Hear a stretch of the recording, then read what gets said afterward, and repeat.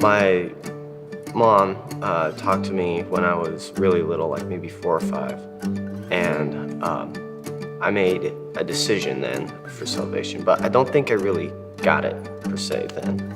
I don't think it was really until in 4th grade, and at the time I was still homeschooled, and I was watching my Bible class, and they were talking about heaven and hell, and I don't know, something just kind of hit me, and it was like I don't think I'm going to heaven. I think I'm going to hell. And then from there, I made the decision, and I talked to my mom to get saved.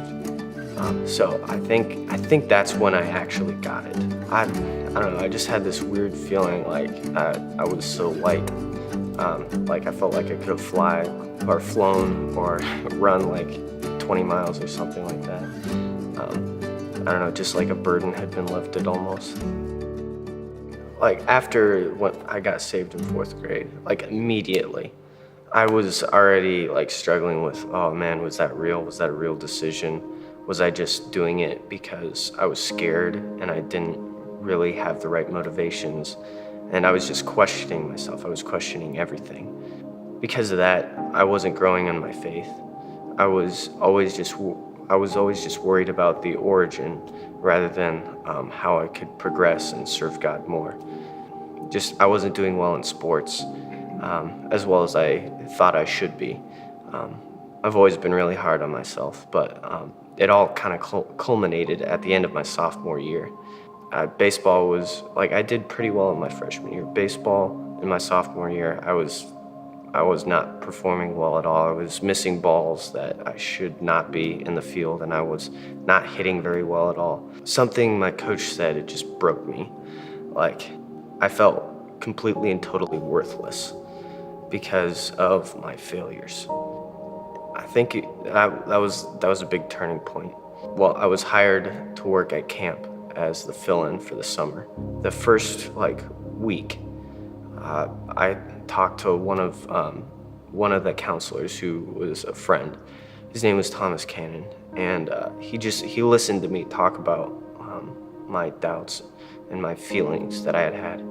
I don't know, he was just there. He listened, and it was awesome, and he encouraged me, and that helped so much. Someone from Cedarville came and spoke, and the first day was amazing because he said, you can't progress in your faith. You can't serve God if you're not sure that you're even in God. I knew God was speaking at that point. What I had been finding my identity in was like how well I was doing, like how successful I was per se, by the world's standards, by what my batting average was, by how many people I had gotten saved or something like that.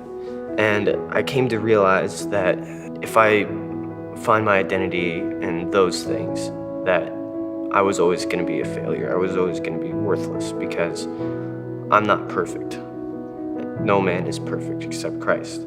Since Christ had offered to take my sin, to take my imperfections, and put his perfection in that place, that I didn't have to worry about that stuff, that I could find rest in him, in his embrace. Jesus means everything to me. If he wasn't there, then I don't know where I would be. I don't want to know where I would be. My name is Wes Phillips, and I believe in Jesus because he took my place.